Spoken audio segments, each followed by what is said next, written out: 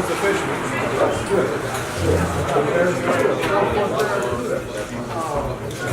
They're easy to get. Just wear a ring and I'm glad that you made the trip. You came from the Trenton way. We appreciate everyone's cooperation and having to reschedule from last week. It just wasn't suitable or safe for for Andy and Colin to come, and for many of you who have come outside of the surrounding area. So Andy and Colin from the Lake Ontario Management Unit, thank you for coming, and come on up, and we look forward to hearing what you have to say. Thanks, Mark. Hi, I'm Andy Todd. I'm the manager of the Lake Ontario Management Unit.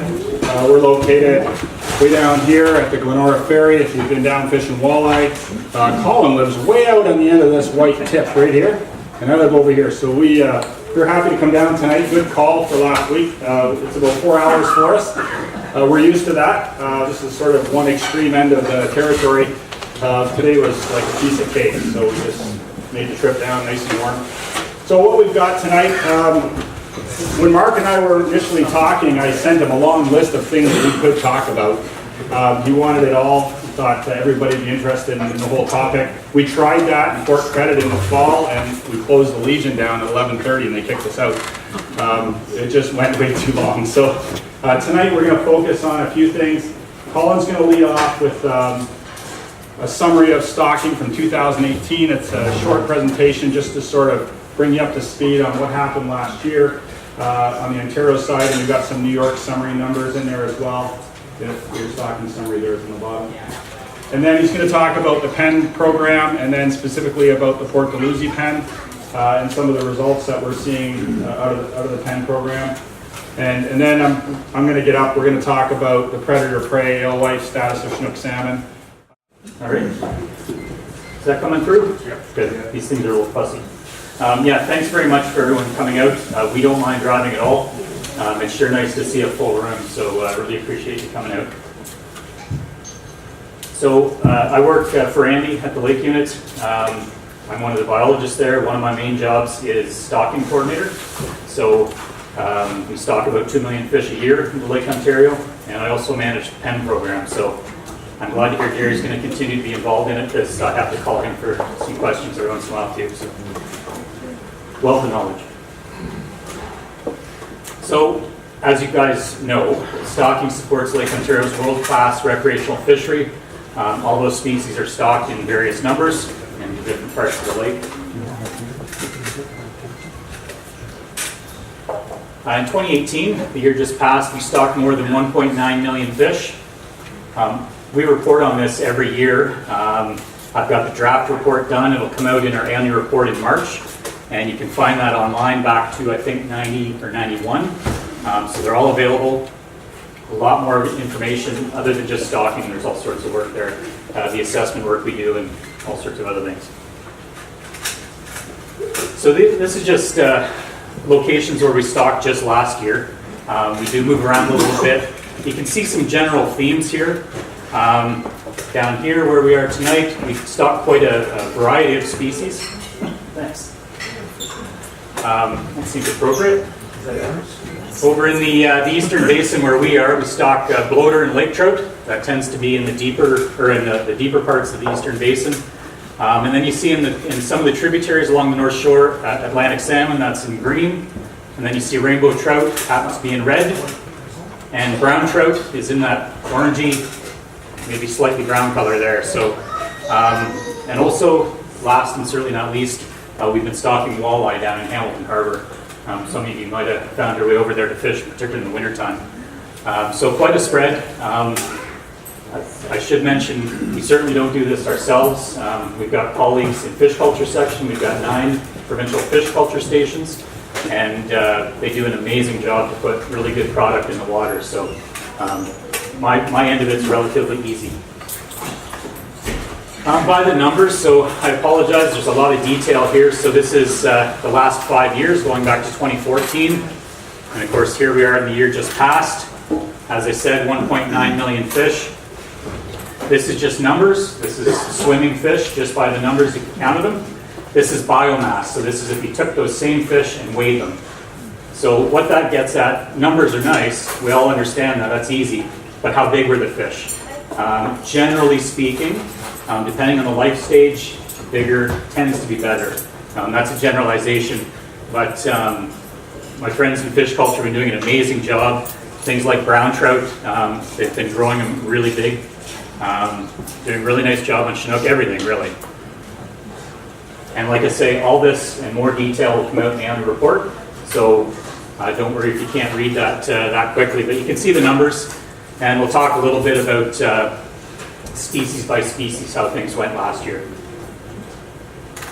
And this is just another way to look at it, with less numbers, more colors. So numbers across the top, again, the last 5 years, and that's Atlantics, browns, Chinook, coho, lake trout, rainbows, and walleye. And this is the weight. So one thing to point out, some species we stock quite small. Things like Chinook salmon, they go out 4 or 5, 6 months kind of thing. They don't weigh very much. We stock them out in the spring when they're young. Lake trout, they go out as what we call spring yearlings. They're about 16 months old, 40 to 50 grams. So numbers, not everything. The weight of the fish really matters. Walleye, they go out in the summer, usually early July, and they're very small. They're about half a gram to a gram, so even 100,000 fish doesn't weigh that much. And again, all this information will be in the annual report. So, of course, Lake Ontario has New York State on the southern border, so we work really, really closely with New York State. Andy's going to talk a lot more about that. It's one of, for myself, one of the most enjoyable aspects of working the Lake Unit. It's really interesting talking to our colleagues in New York, their stakeholders, and understanding their fisheries. So we need to know what our partners are putting in the lake, and they need to know what we're putting in the lake, so we can have overall targets. We can't have one side, putting in way more fish than they said. We got to worry about things like prey availability, and so on. And Andy will talk about that. So there's the species here down the column, and then you can see our numbers there, New York's, the total, what our target was, and what the difference is, whether we're above target or below target. So very quickly, Atlantic salmon, we stock more than New York, it's just a different nature of our program. Overall, about 25,000 fish short. Brown trout, we're about 130,000 over, above our target. Chinook salmon, we will talk about that in more detail. We did have a target adjustment, so we were below on Chinook. Coho, we don't stock very many. In fact, those are stocked by Metro East Anglers, private club. The MNRF doesn't stock coho anymore. Lake trout, again, we've adjusted those numbers as well, so we were below target, but that was by design. And rainbow trout, we were about 40,000 over target, all in. There's lots of different reasons. If any of you have had a goldfish in an aquarium at home, that's challenging. Can you imagine growing 2 million of them? Sometimes targets are met, sometimes they exceed a little bit, sometimes issues come up in the hatchery. So there's a lot of moving parts to this. But all in all, 2018 was a good year for stocking. Any questions before I move on to the net pens? Yes, sir. So that's set out in the Lake Ontario stocking plan. So 2012, maybe? 2012, we got together with our partners in New York and came up with some stocking targets as well as our Zone 20 representatives. So some folks in the room were with us on that. And we set up our targets for 10 years? It's a 10-year document, so we'll revisit that when the time comes. But we do make changes, within a year if we have to as well. But generally, that's where the targets came from.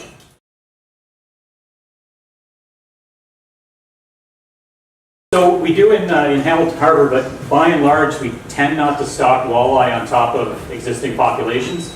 So in places like Bay of Quinte, for example, Eastern Basin, we're good on walleye. We have had really good luck in Hamilton, and we have been stocking Toronto as well. So that's just since 2012. It's relatively new. The other issue too is the supply and demand. Walleye are the most popular fish in our fish culture system. Everybody wants walleye. And so it's not just Lake Ontario, it's all the districts have to get in line.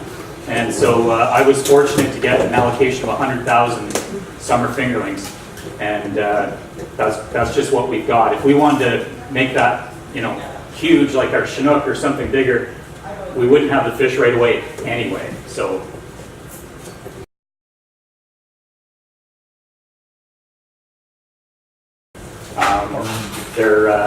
we were stocking them out as 16-month-old fish, and the investment versus the return, it frankly just wasn't there for us at any meaningful scale. I'll never say never, but certainly there's been interest from Metro East, who is doing the stocking along with CRAW. I should have mentioned them, Great River Wranglers. Certainly New York State is stocking a lot. I know a lot of people are fans of them. We are seeing really good natural reproduction.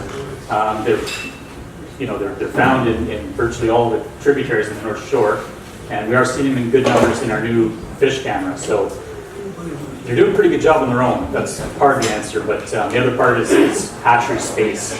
So I'll never say never, but yeah, I've heard that comment before.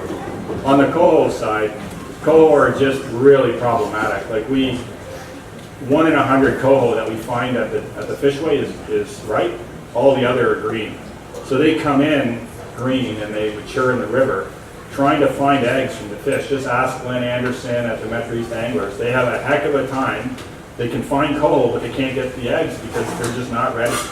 So you have to hold on to them and somehow hold on to those fish till they're ready. So they're logistically a very difficult fish. Chinooks come in ready to go. Rainbows come in ready to go. Those cohos, they come in and they could be in the river 3 months. They'll come in green, bullet, silver, and then you got to go find them, and it's really, really challenging. They're just a really hard fish logistically to raise and get out, and that's why the Metro East Anglers have had a target of 80,000, and they rarely hit it, and it's not for lack of trying.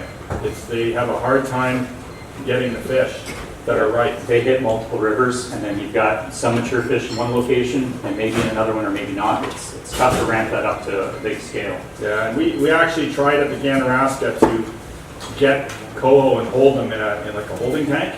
You put a migratory salmonid in a tank, they want to get out.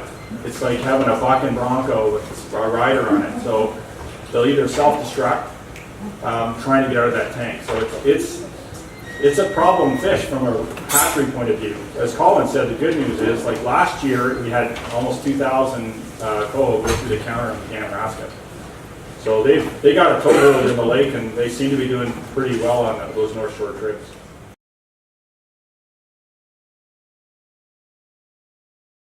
Yeah, it's almost like they changed. It's almost like they adapted. And even back then, one of the reasons we were getting out of it was because the run got later and later. And then they were chasing fish in late November.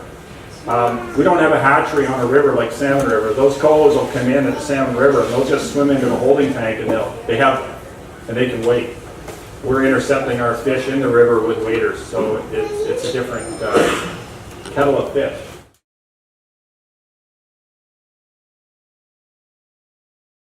On Scalmania, New York did have a Scalmania program. They may still be stocking some Scalmania. Maybe Vince, maybe you know. Last I heard, it was kind of a waning program. Limited success on Scalmania, and I think efforts are being put into other areas. A magnificent fish like that needs to be catchable, you know. Yeah, I think they've had Until mixed you fight results. one, you don't know, right? Yeah, I think they've had a lot of mixed results on the Scalmania program. On the coho side, coho are just really problematic. Like 1 in 100 coho that we find at the